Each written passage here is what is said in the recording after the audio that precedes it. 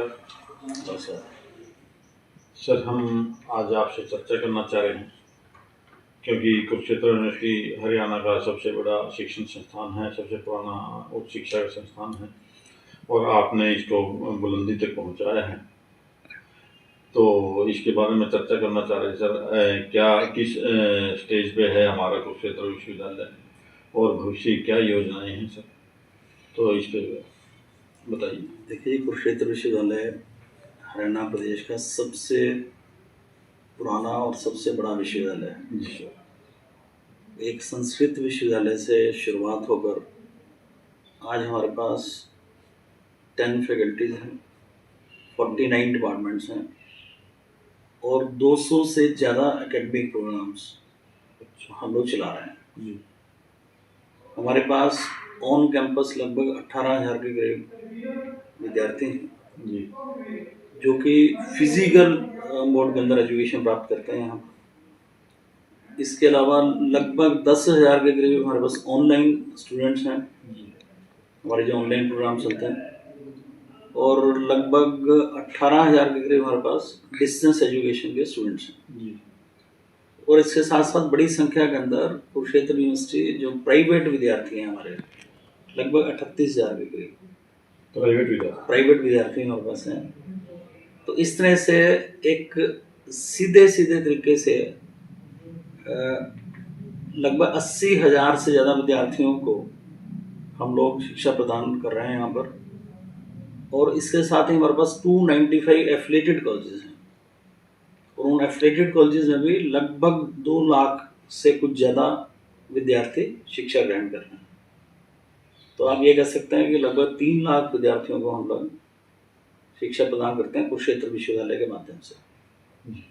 इस समय कुरुक्षेत्र विश्वविद्यालय हरियाणा का एकमात्र सरकारी विश्वविद्यालय है जिसको नेक द्वारा जो इसका हाईएस्ट ग्रेड A++ रहता है वो प्राप्त है।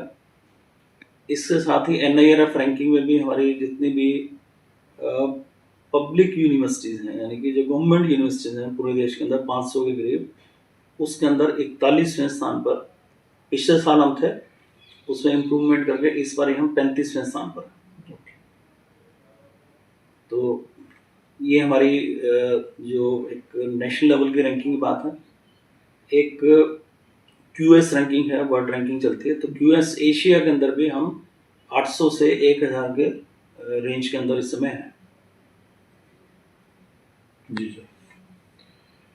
तो सर, विश्वविद्यालय में पिछले 3 साल से 4 साल से जब से आप हैं तो कितने नए कोर्सेज शुरू हो गए? मेरे को लगभग 5 साल पूरे हो चुके हैं। जी सर। और मेरी सेकेंड टर्म चल रही है इस समय।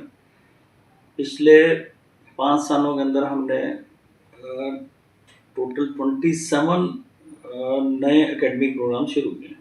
जी। इन 27 एकेडमिक प्रोग्राम में से हमारे 21 एकेडमिक प्रोग्राम ऐसे हैं जो कि हमने हमारा जो centre for distance and online education है जी, उसके अंदर चलाए हैं। इनमें से 21 प्रोग्राम ऐसे हैं जो कि कम्प्लीटली ऑनलाइन प्रोग्राम है हमारे। और लगभग 4 साल पहले जब हमने ऑनलाइन प्रोग्राम की शुरुआत करी थी जी, ये बात है लगभग पोस्ट कोविड के टाइम की, क्योंकि कोविड के दौरान ही ये ऑनलाइन एजुकेशन इवॉल्व हुआ जी।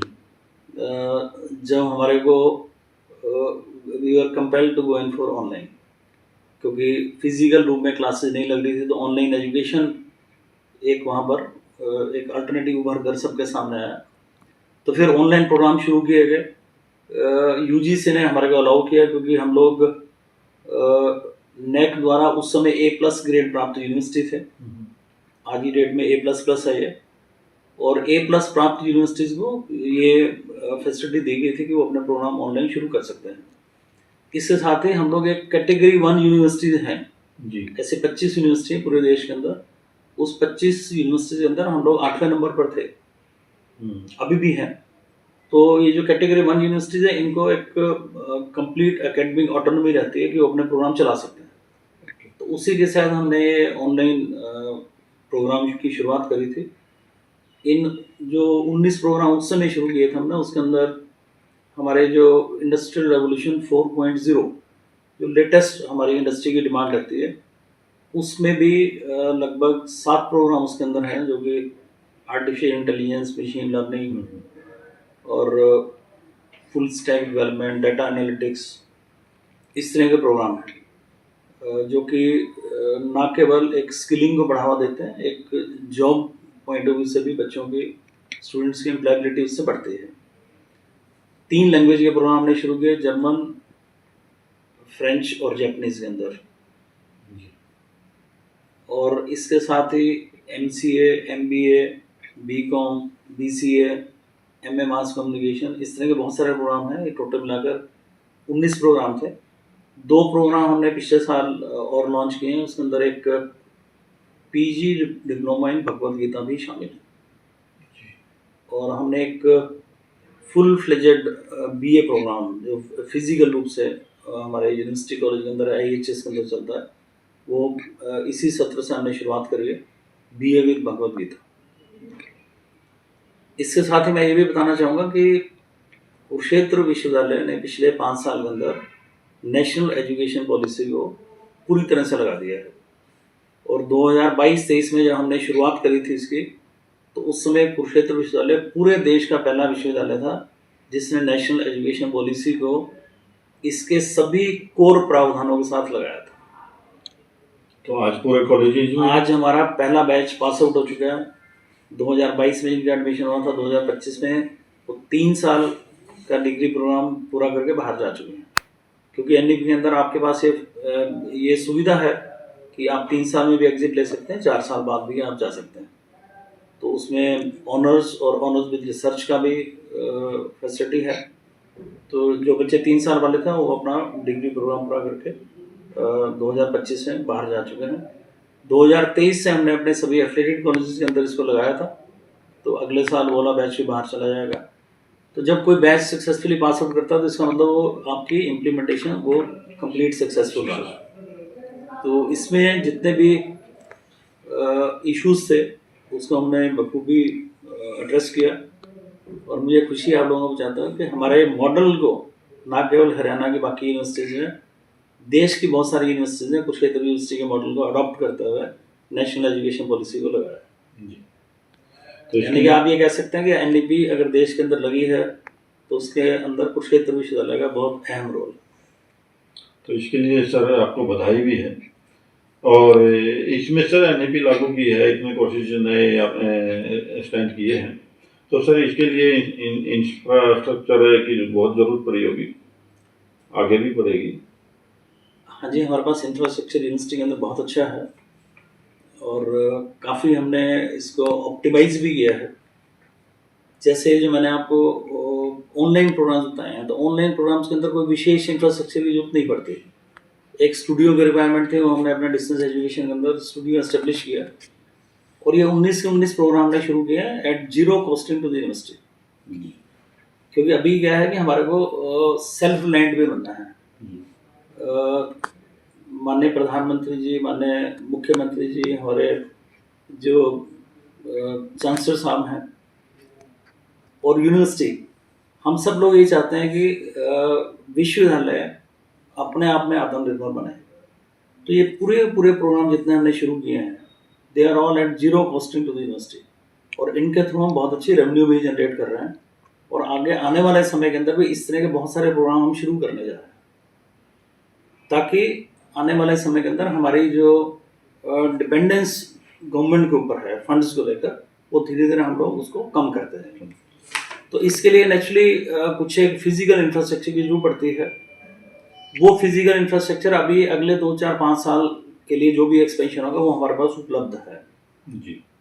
कुछ एक इंफ्रास्ट्रक्चर हमारा अभी बन रहा है। जैसे हमारा एक जो 5 रिसर्च सेंटर्स हमने बनाए हैं रूसा के तहत, आपको ध्यान हो कि जो राष्ट्रीय उच्चतर शिक्षा अभियान 2 के तहत कुछ एक यूनिवर्सिटीज़ को पूरे देश के अंदर 100 करोड़ रुपीस की ग्रांट मिली थी। कुरुक्षेत्र विश्वविद्यालय उनमें से एक था।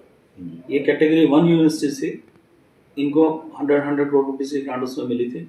तो उस ग्रांट के तहत हमारे एक 5 रिसर्च सेंटर्स इस समय बिल्डिंग अंडर कंस्ट्रक्शन है, एक एडमिनिस्ट्रेटिव ब्लॉक अंडर कंस्ट्रक्शन है हमारा, और इसी तरह से अभी आने वाले समय के अंदर हमारा जो बायोटेक्नोलॉजी डिपार्टमेंट है, इसकी बिल्डिंग का एक्सपेंशन करने जा रहे हैं हम। आर्किटेक्चर ड्राइंग वगैरह उनकी बन चुकी हैं। और फिजिक्स डिपार्टमेंट जो है, और फिजिक्स डिपार्टमेंट से साथ लगता हुए हमारी एक नेशनल लेवल की लेबोरेटरी है, आयन बीम सेंटर बोलते हैं उसको। जी। तो आयन बीम सेंटर और फिजिक्स डिपार्टमेंट, इनका भी एक्सपेंशन हम लोग करने जा रहे हैं। इनकी भी आर्किटेक्चरल ड्राइंग बन चुकी है और बहुत शीघ्र इन पर काम शुरू होगा। आपने फिजिकल इंफ्रास्ट्रक्चर की बात करी है, तो एक एल्यूमिनाई एसोसिएशन की हेल्प से जी। हम लोग अपने जो इंटरनेशनल गेस्ट हाउस है, इसके एक्सपेंशन करने जा रहे हैं। इसके अंदर लगभग 200 की कैपेसिटी का एक सेमिनार हॉल, एक डाइनिंग हॉल और 4 वीवीआईपी स्वीट्स, इनकी भी आर्किटेक्चर ड्राइंग तैयार है और किसी भी समय हम इनकी कंस्ट्रक्शन की शुरुआत कर सकते हैं। और इसके साथ ही लगभग 10 करोड़ रुपए की लागत से एक ऑल वेदर स्विमिंग पूल, इसके लिए हमारे को गवर्नमेंट ऑफ इंडिया से ग्रांट हमारे पास आ चुकी है। पहले फेज में हमारे पास लगभग 8 करोड़ की ग्रांट मिली है अभी, और इसका निर्माण भी शीघ्र ही शुरू होने जा रहा है। एक आपको ध्यान में होगा, स्पोर्ट्स की बहुत अच्छी फैसिलिटीज कुरुक्षेत्र यूनिवर्सिटी में है, और उसी के तहत ही उनको और बढ़ावा देने के लिए स्पोर्ट्स को, एक हमारा जो हॉकी का एस्ट्रो टर्फ है वो लगभग बनकर तैयार है, और मुझे लगता है कि अगले महीने के अंदर या 2 महीने के अंदर उसकी शुरुआत हो सकती है। कुछ एक थोड़ा सा काम उसमें बचा हुआ है, अदरवाइज वो लगभग बनकर तैयार है। तो ये इस तरह की नई इंफ्रास्ट्रक्चर जो हमारी रिक्वायरमेंट्स आ रही हैं, उसको हम लोग पूरा करने जा रहे हैं। सर, शोध का उच्च शिक्षा संस्थान की तरफ शोध को बहुत मतलब उम्मीद भरी दृष्टि से देखा जाता है, तो सर उसमें शोध की तरफ विश्वविद्यालय कहाँ तक पहुँचा अभी तक, और आगे की क्या योजना है? देखिए, आपने बिल्कुल ठीक कहा कि कोई भी विश्वविद्यालय है उसको शोध के नाम से ही उसको पहचान मिलती है। कुरुक्षेत्र विश्वविद्यालय में शोध पहले से ही काफ़ी अच्छी रही है। इसको और बढ़ावा देने के लिए हमने पिछले 4 साल में यहाँ पर एक नया इनिशिएटिव लिया था कि हमने रिसर्च अवार्ड्स एस्टेब्लिश किए। 7 कैटेगरीज के अंदर हमने रिसर्च अवार्ड एस्टेब्लिश किए थे, जिसके अंदर नंबर ऑफ पब्लिकेशंस कितनी है, नंबर ऑफ साइटेशंस कितने हैं, आपका एच इंडेक्स कितना है, एक बिल्कुल ऑब्जेक्टिव क्राइटेरिया बनाकर। पेटेंट आपने कितने पब्लिश किए हैं, कंसल्टेंसी कितनी करी है आपने स्पॉन्सर्ड प्रोजेक्ट्स कितने लिए हैं, इन सभी विषयों के ऊपर अलग अलग हमने रिसर्च अवार्ड एस्टेब्लिश किए। और मुझे आपसे शेयर करते हुए बहुत खुशी है कि इसके बहुत अच्छे परिणाम देखने को मिले, और इन पिछले 3-4 सालों के अंदर हमारा जो पब्लिकेशन है अच्छे जर्नल्स के अंदर, वो पहले से दुगना हो गया, डबल हो चुका है। मतलब जैसे पहले हम 350 पेपर्स पब्लिश कर रहे थे एक साल में, तो अभी वो लगभग 650 से ऊपर हैं। ये जो अच्छे हमारे स्कोपस इंडेक्स जर्नल्स हैं उनकी बात कर रहा हूँ। और पेटेंट्स में भी बहुत अच्छी बढ़ोतरी हुई। लगभग 5 साल पहले हमारे पास यूनिवर्सिटी के पास कहने के लिए केवल 2 या 4 पेटेंट्स थे। पिछले 3 सालों में हमने 60 से ज़्यादा पेटेंट्स फाइल किए हैं, और 30 से ज़्यादा ये पेटेंट्स हमारे को ग्रांट हो चुके हैं, और लगभग सारे पब्लिश हो चुके हैं। पब्लिश होने का मतलब है कि they are in the process of being granted. तो मुझे लगता है कि ये जो हमने एक थोड़े से स्टेप्स लिए थे, इसके बहुत अच्छे परिणाम हमें देखने को मिले हैं, और आने वाले समय के अंदर भी इस तरह और बेहतर रिसर्च के लिए हम लोग प्रयासरत हैं। अभी पूरे देश के अंदर ऐसी लगभग, मैं बताना चाहूँगा, 7 इंस्टीट्यूट्स हैं, और उन 7 के साथ जो 7 इंस्टीट्यूट हैं, जैसे उनमें से एक आईआईटी रोपड़ है, तो आईआईटी रोपड़ के साथ कुरुक्षेत्र यूनिवर्सिटी और कुरुक्षेत्र यूनिवर्सिटी जैसी लगभग 8-9 यूनिवर्सिटीज और जुड़ के, यानी कि इसको हम बोलते हैं spoke and hub model. At the centre is IIT Roorkee and around they have got 7 other institutes. Spoke and hub model के तहत एक पेयर स्कीम है गवर्नमेंट ऑफ इंडिया की, जो एनईपी के तहत अभी एक ANRF अनुसंधान नेशनल रिसर्च फाउंडेशन की शुरुआत करी है। तो इस ANRF ने एक 100 करोड़ रुपीस की ग्रांट, हमारे को अंडर पेयर दी है, जो आईआईटी रोपड़ के साथ कुरुक्षेत्र यूनिवर्सिटी, इस तरह की बाकी 6 यूनिवर्सिटीज हो रहे हैं, इनको मिला के दी है। तो इसमें भी कुरुक्षेत्र यूनिवर्सिटी को उस 100 करोड़ में से 10 करोड़ रुपए ग्रांट हमारे को मिलेगी, 30 करोड़ रुपए आईआईटी रोपड़ को मिलेंगे और बाकी यूनिवर्सिटीज को भी लगभग 10 करोड़ रुपए ग्रांट मिलेगी इस तरह से, जो 7 यूनिवर्सिटीज हैं। तो इस पूरे रीजन में हरियाणा के अंदर कुरुक्षेत्र यूनिवर्सिटी एकमात्र यूनिवर्सिटी जिसको ये पेयर की ग्रांट अंडर ANRF मिली है। तो इसी तरह से एक और साथी करके प्रोजेक्ट है, उसके अंदर भी हमने अप्लाई किया हुआ है एंड वी आर होपफुल कि उसके अंदर भी हमारे को अच्छी ग्रांट मिलने की उम्मीद है। तो ये सारी चीज़ें रिसर्च को बढ़ावा देने के लिए हम लोग कर रहे हैं। और अभी हरियाणा सरकार ने भी इस साल का जो बजट था उसमें 20 करोड़ रुपए रिसर्च के लिए रखे हैं जी। ये पहली बार हुआ है जब हरियाणा सरकार रिसर्च के ऊपर फोकस कर रही है। तो उसके अंदर भी हमने काफ़ी सारे प्रोजेक्ट्स अप्लाई किए हैं, तो उम्मीद है कि उसमें भी हमारे को कुछ एक अच्छे 2-3-4 करोड़ रुपए ग्रांट मिलने की उम्मीद है कुरुक्षेत्र यूनिवर्सिटी। तो कुरुक्षेत्र यूनिवर्सिटी असर खेलों की तरफ कितना रुझान रहा है, किस लेवल तक हम पहुँचे हैं? देखिए, खेलों में तो हमारा बड़ा एक स्वर्णिम इतिहास है। हमने अभी तक 16 अर्जुन अवार्डी देश को दिए हैं, लगभग 5 द्रोणाचार्य अवार्डी हैं, 1 तेनसिंग अवार्डी हमने दिया है, तेनसिंग नॉर्वे बोलते हैं इसको। जी। और one of the best facilities we have on our campus. हमारे पास मल्टीपर्पज़ हॉल है जहाँ पर वॉलीबॉल, बास्केटबॉल जैसी इंडोर फैसिलिटीज़ अवेलेबल है। जी। तो आप देखें कि इस तरह की जो आउटडोर गेम्स हैं उसके लिए भी एक इंडोर फैसिलिटी बहुत अच्छी अवेलेबल है।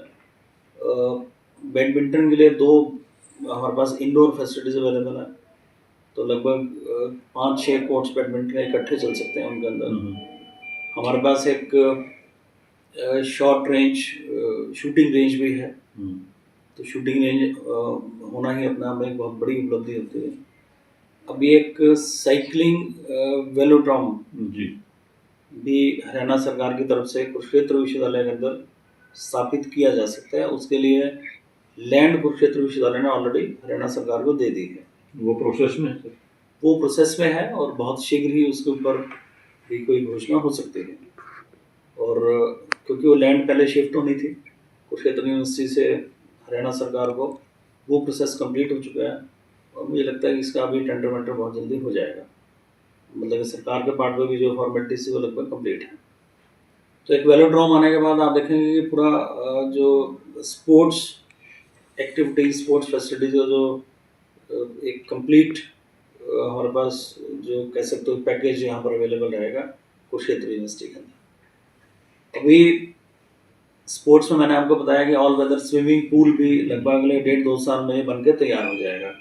एक सिंथेटिक एथलेटिक ट्रैक, जी, हॉकी टर्फ तो हमारी बन चुकी है।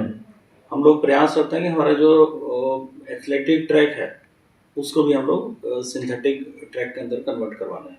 तो हमने लास्ट टाइम भी इसके लिए फंडिंग के लिए अप्लाई किया था। This time also we are planning to apply again. जी। तो सर कुरुक्षेत्र यूनिवर्सिटी में आपने बताया कि लगभग 18,000 बच्चे मतलब सीधे शिक्षा ले रहे हैं। हाँ जी, एडमिशन है डायरेक्ट। तो सर उन बच्चों के लिए और क्या व्यवस्थाएं हैं? हॉस्टल है, दूसरे क्या क्या आधारभूत जो देखिए अभी हमारे पास 25 हॉस्टल्स हैं। 25 में से 13 हॉस्टल्स हमारे पास गर्ल्स के लिए हैं। जी। गर्ल्स का नंबर बहुत तेज़ी से पिछले कुछ सालों से बढ़ रहा है और बॉयज़ का कम हो रहा है। इस समय हमारे पास पूरी यूनिवर्सिटी में लगभग 55% गर्ल्स हैं एंड अकॉर्डिंगली वी फाइंड कि 13 हॉस्टल्स गर्ल्स के लिए हैं और 12 हॉस्टल बॉयज़ के लिए। लगभग 6,000 के करीब बच्चे हॉस्टल्स के अंदर रहते हैं। हॉस्टल्स की डिमांड हमेशा बनी रहती है और हम लोग अभी एक एक्सपेंशन कर रहे हैं, एक गर्ल्स हॉस्टल का, और इसी तरह एक बॉयज़ हॉस्टल का एक्सपेंशन इन नियर फ्यूचर होने जा रहा है। जगह हमने लगभग उसके लिए फाइनल कर ली है। एक स्पोर्ट्स हॉस्टल बनकर तैयार है, उसका पिछले साल हमने उद्घाटन करवाया था और उसके अंदर भी बच्चों ने रहना शुरू कर दिया है जितने भी हमारे स्पोर्ट्स के पार्टिसिपेंट्स आते हैं। अभी हमारा जो NIC कैंप लगा हुआ है तो बॉयज़ वहीं पर ठहरे हुए थे। और एक international hostel for international students, इस समय हमारे पास लगभग 25 कंट्रीज़ के 200 के करीब इंटरनेशनल स्टूडेंट्स हैं। जी। तो इन स्टूडेंट्स को और बेहतर सुविधाएं हम दे पाएँ, तो इसके लिए एक अलग से इंटरनेशनल हॉस्टल बनाने का भी विचार है। तो कब तक संभावना है? इसकी हम लोग आजकल जगह फाइनल कर रहे हैं कि कहाँ बने, और फंडिंग के लिए हम लोग अप्लाई कर रहे हैं। तो उम्मीद है कि अगले 3-1 साल तक ये बन जाना चाहिए। और इसी तरह से हमारे जो एग्जिस्टिंग हॉस्टल्स हैं उनकी प्रॉपर मेंटेनेंस रहे, उनकी जो एक एम्बियंस बनी रहे, उसके लिए भी साथ ही साथ हम लोग जो अपग्रेडेशन चाहिए वो कर रहे हैं। अभी नियर फ्यूचर में हमारा विचार ये है कि हमारे सभी कॉमन रूम्स और डाइनिंग हॉल्स इनको हम एयर कंडीशन करें, और इसी तरह से हमारे क्लासरूम्स इनको एयर कंडीशन करने का हम लोगों ने एक प्रोविज़न बना लिया है। सभी स्ट्रीम्स में, पूरी यूनिवर्सिटी में सभी क्लासरूम जो हैं, क्लासरूम्स, लेबोरेटरीज और हमारी फैकल्टी के रूम्स और नॉन टीचिंग में ऑफिसेज के रूम, इन सभी में एयर कंडीशनिंग हम लोग उपलब्ध करवाने जा रहे हैं। कब तक संभव? ये अभी तक हो जानी चाहिए थी। उसमें एक समस्या आ गई कि हमारा जो इलेक्ट्रिसिटी का सैंक्शन लोड है वो इसको परमिट नहीं कर रहा था। तो अभी हमने लोड बढ़ाने के लिए अप्लाई किया है। जैसे ही लोड बढ़ेगा तो धीरे धीरे इन्हें फेस मैनर अगले 2-3 साल में ये काम पूरा हो जाएगा। पिछले लगभग 1.5-2 साल से हमने काफ़ी एयर कंडीशनिंग करवा दी है, और बाकी जितना बचा हुआ है इसको भी अगले 2-3 साल में पूरा करवा देंगे, क्योंकि समय तेज़ी के साथ बदल रहा है। घरों के अंदर बच्चों के पास सुख सुविधाएं ज़्यादा हैं, आसपास प्राइवेट यूनिवर्सिटीज़ आ रही हैं जहाँ पर सुख सुविधाएं उनको ज़्यादा मिल रही हैं। तो अगर हम लोगों ने भी एक कम्पिटिटिव मोड के अंदर उनके साथ compete करना है, तो हमारे को ये सारी फैसिलिटी सूनर और later we will have to do it. अगर हमने सर्वाइव करना है इस कंपटीशन के युग में, तो हमारे को ये सारी फैसिलिटीज बच्चों को देनी पड़ेगी। तो सर, कंपटीशन के युग की बात की है आपने, सर्वाइव करने की बात की है, तो इसमें तो डिजिटल का बड़ा योगदान है। तो हम कहाँ स्टैंड करते हैं सर? देखिए, डिजिटलाइजेशन बहुत तेज़ी से हमने किया है। हमारे पास लगभग 2 करोड़ से ज़्यादा रिकॉर्ड्स हम डिजिटलाइज कर चुके हैं। सारे रिकॉर्ड डिजिटाइज हो चुके हैं।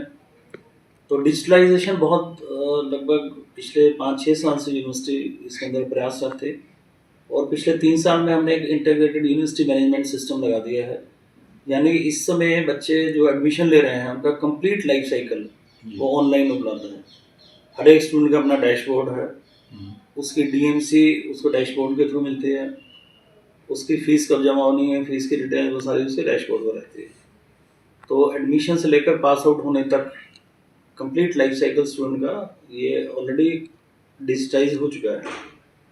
कुछ एक काम बचा हुआ है, कुछ एक ब्रांचेस हमारी जैसे हमारे अकाउंट्स ब्रांच का काम अभी डिजिटाइज होना बाकी है, एस्टेब्लिशमेंट ब्रांच बची हुई है अभी, और एक ई ऑफिस हम लोग प्रयास कर रहे हैं कि फिजिकल फाइलिंग खत्म हो जाए और केवल ई फाइल के माध्यम से ही सारा फाइल वर्क हो। ये 2-3 एस्पेक्ट अभी बचे हुए हैं। आप ये कह सकते हो कि लगभग 80% तक डिजिटलाइजेशन हो चुका है, और आने वाले समय के अंदर जो बाकी 20% बचा हुआ है इसको भी हम पूरा कर देंगे। इससे एक तो एफिशिएंसी बढ़ती है, इट इज़ कॉस्ट इफेक्टिव, पैसा कम खर्च होता है, एंड अकाउंटेबिलिटी बढ़ती है इससे। तो not only it is efficient, it brings in more accountability on to the employees also. Connect to future. हाँ, ऐसा ना कि कोई फाइल 20 दिन तक कोई लेके बैठा रहेगा, तो पहले पता नहीं लगता था। अब जैसे ही अगर सारा सिस्टम डिजिटाइज हो जाएगा तो पता लग जाता है कि कौन सी फाइल किस आदमी ने कब रोकी है और कब क्लियर करी। हाँ जी, तो अकाउंटेबिलिटी बढ़ती है इससे। तो आने वाले टाइम के अंदर आप देखेंगे कि ये जो डिजिटलाइजेशन हो रहा है इससे बहुत सारे फायदे मिलेंगे। तो प्लेसमेंट की क्या स्थिति है सर, क्योंकि रोजगार बड़ा इशू रहता है। प्लेसमेंट में हमारा जो इंजीनियरिंग इंस्टीट्यूट है लगभग 80% के करीब उनकी प्लेसमेंट हो जाती है। मैनेजमेंट में भी लगभग 60% के करीब प्लेसमेंट है। ओवरऑल अगर सभी प्रोग्राम्स को मिला लें तो आप कह सकते हो कि 55-60% के करीब स्टूडेंट्स की प्लेसमेंट होती है। बहुत सारे बच्चे प्लेसमेंट में ना जाकर वो हायर स्टडीज़ में चले जाते हैं। जैसे हमारे जितने सोशल साइंसेज हैं, आर्ट्स एंड लैंग्वेजेज हैं, ह्यूमन साइंसेज वाले बच्चे हैं, वो पीएचडी को ऑप्ट करते हैं। कुछ एक पीएचडी हमारी यूनिवर्सिटी में करते हैं, कुछ बाहर यूनिवर्सिटी में चले जाते हैं, कुछ फॉरेन चले जाते हैं, कोई एमएस करने चले गए, कोई पीएचडी करने चले गए। तो ओवरऑल अगर हम इसको मिलाना है कि हायर एजुकेशन में, प्लेसमेंट में, प्लस बहुत सारे बच्चे आजकल सेल्फ एम्प्लॉयमेंट को भी प्रेफरेंस देते हैं कि अपना रोज़गार खुद करने की तरफ चले जाते हैं। तो आप ये कह सकते हो कि जब वो पास आउट होते हैं तो लगभग 70-80% तक वो कहीं ना कहीं, चाहे वो हायर एजुकेशन में जाएं, चाहे वो जॉब में जाएं, चाहे अपना कोई व्यवसाय करें, उसके अंदर अब्जॉर्व हो जाते हैं। और बाकी जो 20% स्टूडेंट हैं वो भी अगले 2-1 सालों में पास आउट होने के बाद वो भी कहीं ना कहीं एडजस्ट हो जाते हैं। थोड़ा टाइम लगता है, 2-3 साल के बारे लग जाते हैं, पर वो कहीं ना कहीं एडजस्ट हो जाते हैं। तो प्लेसमेंट वाइज आप कह सकते हो कि एक अच्छा सीन है। और आने वाले टाइम के अंदर ये जो सेल्फ एम्प्लॉयमेंट की तरफ जिसके अंदर स्टार्टअप्स हैं, ये बच्चों का रुझान उसकी तरफ बहुत तेज़ी से बढ़ रहा है। कोशिश भी उसी रिगार्डिंग ही चलती है। हाँ जी, देखिए नेशनल एजुकेशन पॉलिसी तो कम्प्लीटली स्किलिंग को बढ़ावा दे रही है, एंटरप्रेन्योरशिप को बढ़ावा देती है। और हम लोग भी प्रयास करते हैं कि हमारे ज़्यादा से ज़्यादा स्टूडेंट्स वो एंटरप्रेन्योर बने, उद्यमी बने। और इसके लिए एक इंटर्नशिप का प्रावधान नेशनल एजुकेशन पॉलिसी में है, जहाँ पर 2 महीने के लिए बच्चे को इंडस्ट्री के साथ या फील्ड ऑर्गेनाइजेशन के साथ, फाइन आर्ट्स का बच्चा है तो किसी आर्टिस्ट के साथ मिलकर, और कुछ नहीं तो अपने गांव के अंदर गांव की प्रॉब्लम्स के ऊपर काम करते हुए वो बच्चे एक इंटर्नशिप करते हैं। वहाँ पर उनका एक एक्सपोजर रहता है और अपने पाँव पर खड़े होने की उनको एक वहाँ से संबल भी मिलता है। तो एंटरप्रेन्योरशिप की और उद्यमी बनने की सब वो चीज़ें आपने की है, तो ये कितनी इंडस्ट्रीज के साथ एमओयू हो गया हमारे, क्या स्टेज? देखिए अभी मेरे पास हमारे 2 इंक्यूबेशन सेंटर्स हैं। 2 इंक्यूबेशन सेंटर्स में हमारा 18 स्टार्टअप इस समय चल रहे हैं जी। और लगभग 3-4 पाइपलाइन के अंदर है जी। हर एक स्टार्टअप को हम कोई ना कोई इंडस्ट्री मेंटर प्रोवाइड करते हैं जी। तो जैसे कोई फूड प्रोसेसिंग के अंदर कोई स्टार्टअप है सपोज, तो जो भी रिलेवेंट फूड इंडस्ट्री है उसके साथ बातचीत करके एक मेंटर वहाँ प्रोवाइड करते हैं। तो ये स्टार्टअप ना केवल अपने पाँव पर खड़े होने के लिए बच्चे काम करते हैं, आसपास के जो दूसरे बच्चे पढ़ रहे हैं उनको वो इंटर्नशिप भी प्रोवाइड करते हैं साथ में। तो ये तो है स्टार्टअप से रिलेटेड जो एमओयूज हम करते हैं। इसके अलावा हमारे लगभग सभी डिपार्टमेंट्स ने किसी ना किसी इंडस्ट्री के साथ टाई अप किया हुआ है। जी। जब से एनईपी आई है तो सभी को इंटर्नशिप करवानी है। जी जी जी। तो जैसे हमारा ये मास कम्युनिकेशन मीडिया टेक्नोलॉजी है, तो जो करनाल की इंडस्ट्री है जो कि एमएसएमई सेक्टर इनको कंट्रोल करता है, तो उनके साथ एक इनका कोलैबोरेशन है। इसी तरह परमाणु के अंदर एक जितनी इंडस्ट्रीज है तो उनकी एसोसिएशन है वहाँ की, उनके साथ इन्होंने एमओयू किया हुआ। तो इस तरह आप देखेंगे कि एनआईटी में एक सीमेंस की लैब है, तो उनके साथ हमारा एमओयू है ताकि बच्चे वहाँ जाकर ट्रेनिंग कर पाएँ, इंटर्नशिप कर पाएँ।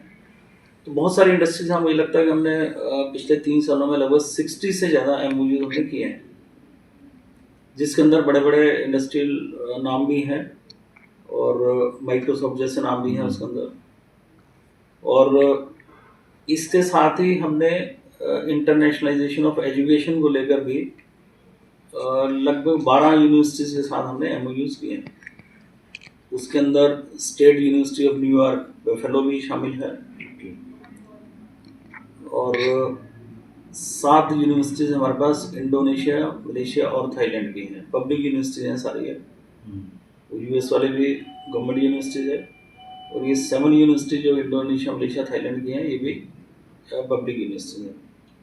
इसके अलावा भी जो वेस्ट एशिया के 2-3 यूनिवर्सिटीज़ और हैं, और हम लोग चाह रहे हैं कि भी आने वाले टाइम के अंदर इन एमओयूज को बढ़ाया जाए। पीछे एक स्पेन डेलीगेशन में भी फिफ्थ यूनिवर्सिटी ने पार्टिसिपेट किया था एआईयू की तरफ से। स्पेन की बहुत सारी यूनिवर्सिटी के साथ जी हमने बातचीत की हुई है, तो देखते हैं आने वाले समय के अंदर शायद उनके साथ भी कुछ एमओयूज हो गए। इसी तरह एक यूके की कुछ यूनिवर्सिटीज़ हैं, उनके साथ बातचीत चल रही है, और जापान की कुछ यूनिवर्सिटी से हमारी बातचीत चल रही है। आने वाले समय के अंदर स्पेन, जापान और यूके की कुछ यूनिवर्सिटी के साथ एमओयू हो सकता है। बच्चे हमारे बाहर जा रहे हैं जो गलत रूट फॉलो करके जाते हैं और वहाँ परेशानी होती है उनको, ताकि हम लोग एक प्रॉपर चैनल से इन यूनिवर्सिटी का एक्सपोजर उनको कुरुक्षेत्र यूनिवर्सिटी के अंदर ही दे पाएँ। क्योंकि इन यूनिवर्सिटी के साथ मिलकर हम लोग प्लान कर रहे हैं कि कोई ज्वाइंट डिग्री प्रोग्राम या ड्यूल डिग्री प्रोग्राम हम लोग शुरू कर रहे हैं। ज्वाइंट डिग्री प्रोग्राम मतलब ये है कि जैसे 4 साल का जो प्रोग्राम है, 2 साल बच्चा कुरुक्षेत्र यूनिवर्सिटी में पढ़ रहा है, 2 साल वो स्पेन में पढ़ रहा है, और जो डिग्री मिलेगी वो ज्वाइंट होगी, वो स्पेन और कुरुक्षेत्र यूनिवर्सिटी की ज्वाइंट डिग्री मिलेगी उसको। और ड्यूल डिग्री का मतलब ये है कि कुरुक्षेत्र यूनिवर्सिटी डिग्री अपनी देगा, वो वाले अपनी डिग्री अलग देंगे, उसके बाद 2 डिग्री देंगे। इसी तरह से एक ट्विनिंग प्रोग्राम होता है डिग्री का, twin degree programme. Twin degree programme में क्या होगा कि डिग्री कुरुक्षेत्र यूनिवर्सिटी की ही मिलेगी, परंतु वहाँ पर 6 महीने साल जो वहाँ जाकर वो पढ़ेगा, तो that we called as the twinning programme. तो ये 3 तरह का प्रोग्राम है, ट्विनिंग, ज्वाइंट और ड्यूल डिग्री। इन तीनों पर हम लोग प्रयास कर रहे हैं कि कुछ प्रोग्राम हम लोग शुरू कर रहे हैं। तो सर अपनी यूनिवर्सिटी को लेके बजट के बड़े इश्यूज रहे हैं पीछे, तो उसमें अभी हालांकि आत्मनिर्भरता की तरफ यूनिवर्सिटी बढ़ रही है, तो कब तक क्या अनुमान लगा सकते हैं, क्या संभावना हम मतलब जता सकते हैं? देखिए, अभी फिलहाल हमारे पास बजट को लेकर ऐसा कोई मेन इशू नहीं है। जिस समय मैंने ज्वाइन किया था तो एक बहुत बड़ा इशू था कि हमारे पास सफिशिएंट बजट नहीं था। हमारी 3-4 साल से जो लायबिलिटी स्पेंडिंग चल रही थी, तो पिछले कुछ सालों में हमने प्रयास करके कुछ तो सरकार से ग्रांटें बढ़ाई है हमने। जो पहले कभी एक 80 करोड़ रुपये की ग्रांट थी, आज वो लगभग 220 करोड़ रुपये के करीब सरकार से हमें मिल रहा है। अराउंड 180 करोड़ के करीब हम खुद जनरेट कर रहे हैं, और आने वाले समय के अंदर हम अपने रेवेन्यू को बढ़ाने का प्रयास कर रहे हैं। इस साल ही मैंने अभी डायरेक्शंस दिए हैं सभी डिपार्टमेंट्स को कि कम से कम एक प्रोग्राम वो सेल्फ फाइनेंसिंग के अंदर शुरुआत करें, जिसके लिए उनको कोई एक्स्ट्रा सोर्सेज नहीं मिलेंगे। They have to arrange everything on their own, और हमारे को रेवेन्यू जनरेट करके देना है। हम जीरो बजट पे शुरू करेंगे? जीरो बजट पे शुरू करेंगे, मतलब कि इसको जीरो बजट कहना ठीक नहीं है, क्योंकि फिजिकल प्रोग्राम शुरू होंगे तो उसमें कुछ रिसोर्सेज यूज होंगे, मगर इनकम ज़्यादा होनी चाहिए एक्सपेंडिचर से, कि हर डिपार्टमेंट 10-15-20 लाख रुपए और साल के बचाए, ताकि जो पुराने प्रोग्राम चल रहे हैं उनको हम सपोर्ट करते हैं। क्या रहता है कि नए प्रोग्राम में आप फीस ज़्यादा रख सकते हो, पुराने प्रोग्राम में हम फीस बढ़ा नहीं सकते, क्योंकि पुराने प्रोग्राम में फीस बढ़ाने से वो स्टूडेंट्स की प्रॉब्लम आनी शुरू हो जाती है, मैसेज कर जाता है। बच्चे को लगता है कि मैं पहले 6,000 रुपये में एक प्रोग्राम कर रहा था, अभी इन्होंने उसकी 20,000 फीस रख दी है, तो उसको तो डिस्टर्ब नहीं कर रहे हैं हम। एंटायरली एक नई डिमांड के हिसाब से जो नया प्रोग्राम बनता है उसको शुरुआत करके, और उसका फीस स्ट्रक्चर थोड़ा सा हाई रख के उसको सेल्फ सस्टेनेबल मोड के अंदर वो चले, ना कि वो लोग सेल्फ सस्टेनेबल मोड के अंदर चले, वो रेवेन्यू जनरेट कर दे यूनिवर्सिटी। खासकर जहाँ पर एडमिशन्स कम हो रहे हैं वहाँ पर तो हमने ये कह दिया है कि या तो उनको बंद करो प्रोग्राम्स को, और या उनको सपोर्ट करने के लिए नए प्रोग्राम साथ में शुरू करो। तो अगले साल आप देखेंगे बहुत सारे नए प्रोग्राम शुरू होंगे। तो 2 लाइन में हम आपसे क्या समझ सकते हैं सर, भविष्य का जो खाका है कुरुक्षेत्र यूनिवर्सिटी का? देखिए, 2 लाइन में मैं यही कहना चाहूँगा कि शोध को बढ़ावा, research need to be further enhanced in terms of quantity as well as quality. That is one. Second is that we need to move more and more towards self-reliance. आने वाले समय में बिना आत्मनिर्भर हुए यूनिवर्सिटीज के लिए सर्वाइव करना मुश्किल होगा, तो समय रहते हुए हमें सचेत होने की जरूरत है। और जिस हिसाब से हमने सोचा है, अगर उसी तरह यूनिवर्सिटी चलेगी तो मैं आपको विश्वास दिला सकता हूँ कि अगले 2-4-5 साल के अंदर ये यूनिवर्सिटी सेल्फ रिलायंट बन जाएगी। बहुत अच्छी यूनिवर्सिटी है, बहुत ज़बरदस्त पोटेंशियल है इसका, तीसरा ये है कि हमें बच्चों को, जब स्टूडेंट यहाँ से बाहर निकले तो वो स्टूडेंट भी सेल्फ रिलायंट, अपने पैरों पे खड़ा होना लायक बना कर निकालें उसको हम यहाँ से, उसके अंदर ऐसी क्वालिटीज इनकलकेट करें कि या तो इंडस्ट्री उसको जॉब के लिए ले ले, और अगर उसको जॉब नहीं मिलती है तो अपने पैर पर खड़ा हो, दूसरों को रोजगार देने वाला बने। तो ये 3 पॉइंट पर हम काम कर रहे हैं। पिछले 4-5 सालों में काफ़ी अच्छा काम हुआ है और मुझे उम्मीद है कि आगे भी इस पे यूनिवर्सिटी काम करती रहेगी और इसके अच्छे परिणाम आएंगे। एक लास्ट पॉइंट ये जानना चाह रहे थे सर, हम ये मान के चलें कि हालांकि पीछे भी अच्छा रहा है, सुरक्षित माहौल में बच्चों को यहाँ शिक्षा लेने का मौका। हाँ जी, देखिए हमने इसके ऊपर भी काफ़ी काम किया है। अभी हमारे पास जो इनडिसिप्लिन की कंप्लेंट्स पहले से बहुत कम हैं, परंतु फिर भी अभी भी 10-15-20% बची हुई है। 70-80% उसमें इम्प्रूवमेंट है बहुत ज़बरदस्त। आप देखेंगे कि अभी हमारे स्टूडेंट्स ऑडिटोरियम में 2000 की संख्या में बैठकर भी प्रोग्राम देखते हैं तो कोई इनडिसिप्लिन नहीं होता, जबकि 5-6 साल पहले तक ये आप सोच नहीं सकते थे। तो there is a sea change in the university, in the attitude of students also. Students बहुत अच्छे हैं, बड़े रिस्पॉन्सिबल हैं।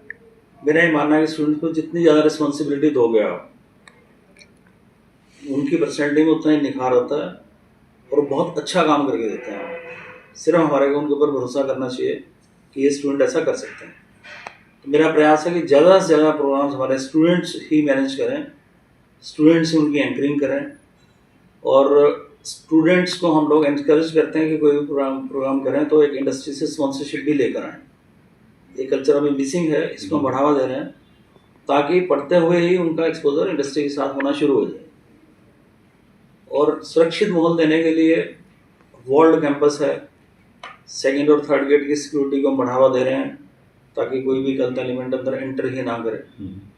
फ्रीक्वेंट नाइट विजिट्स हॉस्टल्स के अंदर हो रही हैं, वार्डन्स की, सिक्योरिटी स्टाफ की। और गर्ल्स हॉस्टल तो हमारे कम्प्लीटली सेफ हैं। CCTV कैमराज पूरे कैंपस के अंदर लगे हुए हैं, मोर देन 1000 कैमराज यूनिवर्सिटी के अंदर लगे हुए हैं, और जहाँ जहाँ पर भी कोई कमी इस तरह की नजर आती है तो उसको हम साथ साथ प्लग करते हैं। तो विशेष तौर पर सर हरियाणा की संस्कृति को बढ़ावा देने और उसको संरक्षित करने में प्रोफेसर यूनिवर्सिटी का सबसे बड़ा योगदान रहा। हाँ जी, तो इसमें क्या क्या कहेंगे और भविष्य में क्या क्या योजना रहेगी? देखिए जैसा कि आपने खुद ही कहा है कि वाकई ही कुरुक्षेत्र विश्वविद्यालय का बहुत बड़ा योगदान हरियाणवी संस्कृति को न केवल सहेज कर रखने में अभी तो बढ़ावा देने में भी रहा है। धरोहर संग्रहालय आप जानते हैं कि हरियाणवी संस्कृति को दिखाने वाला शायद सबसे अच्छा संग्रहालय कुरुक्षेत्र विश्वविद्यालय के अंदर है। रत्नावली के माध्यम से बहुत सारी ऐसी हमारी सांस्कृतिक विधाएं जो कि लुप्त होने के कगार पर थी, सांग है, लूर नृत्य है, रसिया नृत्य है, इन सबको भी सहेजने का काम कुरुक्षेत्र विश्वविद्यालय ने बखूबी किया है। बहुत सारी नई विधाएं भी दी हैं, हरियाणवी ऑर्केस्ट्रा, हरियाणवी पॉप जो कि बड़ा फेमस है, ये भी कहीं ना कहीं रत्नावली की स्टेज से निकला हुआ है। तो आप देखते हैं कि एक ये सांस्कृतिक गतिविधियों के साथ साथ अब की बारी हमने रत्नावली के माध्यम से 2 विशेष प्रयास और किए। एक प्रयास तो ये है कि जैसे हमारी कोई अपनी जैसे मधुबनी पेंटिंग्स हैं, तो हरियाणा की कोई ऐसी चित्रकला जिसको हम ये कहें कि ये हरियाणा की है, ऐसी कोई लोक कला नहीं है।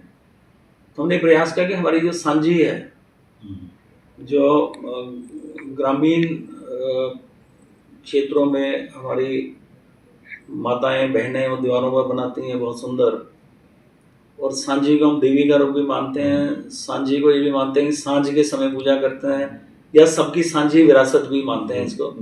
तो इसके अलग अलग से व्याख्याएं हमारे को मिलती हैं। तो मेरा ये मानना है कि हम अपनी चित्रकलाओं के अंदर सांझी को ज़्यादा से ज़्यादा प्रयोग करके इसको पूरे देश के अंदर स्थापित करें, ताकि कल को बिहार के अंदर जाके कोई पूछे कि हरियाणा की कला कौन सी है, तो हम ये कहें कि सांझी है हरियाणा की, जैसे मधुबनी बिहार की है तो हरियाणा की चित्रकला जो सांझी है। एक तो ये प्रयास किया हमने। दूसरा हमने ये प्रयास किया कि हरियाणवी बोली जो है, अब हरियाणवी बोली बिल्कुल दिल को छू लेने वाली बोली, सब मानते हैं इसको, बड़ी मीठी बोली है। ठीक है जी, सुनने में शुरू में लगता है कि बड़े कड़क लोग हैं, परंतु थोड़ी देर बातचीत करो तो आपको लगता है कि ये तो बिल्कुल आपके दिल को छू रहे हैं लोग। तो पीछे जितनी मूवीज आई जिसके अंदर हरियाणवी एक्सेंट यूज करके हरियाणवी बोली का प्रयोग हुआ, बड़ी हिट हुई मूवीज, क्योंकि लोग लाइक करते हैं इसे। तो हमारा ये मानना है कि हरियाणवी बोली को हम हरियाणवी भाषा के स्तर तक इसको अगर हम स्थापित कर पाए, अभी ये केवल बोली है, इसको स्थापित करें। और सरकार भी चाह रही है, हमारे माननीय मुख्यमंत्री जी का भी विशेष प्रयास है कि किसी तरीके से हम हरियाणवी बोली को एक हमारी जितनी जो नेशनल लेवल पे जिनको रिकग्निशन मिली है भाषाओं को, उसके साथ हरियाणवी भाषा भी ऐड हो सके तो बहुत अच्छा है। तो कुरुक्षेत्र विश्वविद्यालय ने भी ये एक संकल्प लिया है कि आने वाले समय के अंदर इसको हम प्रयास करेंगे कि हम हरियाणवी बोली को भाषा के स्तर पर ले जाकर इसको स्थापित करवा पाएँ, ऐसा हम प्रयास करते हैं। तो अगर ऐसा होगा तो एक हरियाणवी कल्चर के प्रति एक और भी विशेष योगदान हमारा कुरुक्षेत्र विश्वविद्यालय का रहेगा। बहुत बहुत शुक्रिया सर आपका, आपने बहुत बहुत अच्छे ढंग से हर सब्जेक्ट पे आपने विस्तार से जानकारी दी। उम्मीद करते हैं कि कुरुक्षेत्र यूनिवर्सिटी और भी बेहतर तरीके से बेहतर अपना योगदान देती रहेगी। एक सर टीचिंग और नॉन टीचिंग रिक्रूटमेंट को लेकर क्या योजना है? हाँ जी, देखिए टीचिंग और नॉन टीचिंग में हमने लगभग 50 के करीब फैकल्टी को ज्वाइन करवाया है पिछले 3 सालों में रिक्रूटमेंट करके। लगभग 125 टीचिंग पोजीशंस की हमें परमिशन सरकार से मिली हुई है। पीछे चूँकि सरकार ने कुछ रिजर्वेशन पॉलिसी में चेंज किया है, जिसकी वजह से उसका रोस्टर दोबारा से हम लोग बना रहे हैं। जो एडवर्टाइज हमने करी हुई थी उस एडवर्टाइजमेंट को हमने वापस लिया है अभी, और जैसे ये रोस्टर बन जाएगा तो उसको दोबारा से एडवर्टाइज करेंगे और बहुत शीघ्र ये हम लोग शुरुआत करेंगे इसकी। इसी तरह से नॉन टीचिंग में भी कुछ एक लगभग 20-25 की वैकेंसीज की परमिशन हमारे पास है, उसको भी हम लोग भरने का प्रयास करेंगे। बहुत शीघ्र होगा ये इसी वजह से पहले तो ये 3 इलेक्शंस कुरुक्षेत्र वालों के लिए 3 थे, लोकल इलेक्शन भी था हमारे पास, तो उसमें डिले हुआ। फिर ये पॉलिसी में चेंज होने की वजह से भी फर्दर डिले हो रहा है, और अभी मुझे लगता है कि इसके अंदर ये फाइनल गाइडलाइंस वगैरह सब बन चुकी हैं सरकार की ओर से भी और विश्वविद्यालय की ओर से भी। तो बहुत शीघ्र इसकी एडवर्टाइजमेंट फैकल्टी पोजीशंस की आ जाएगी, और साथ साथ नॉन टीचिंग में भी 1-2 पोजीशन तो हमने निकाली थी अभी, और बाकी पोजीशन भी इसको एडवर्टाइज करने हैं। Thank you sir. अगर आप ये वीडियो YouTube पर देख रहे हैं तो हमारे चैनल को सब्सक्राइब करें और बेल आइकन को दबाना ना भूलें। अगर आप Facebook पर ये वीडियो देख रहे हैं तो हमारे पेज को लाइक करें।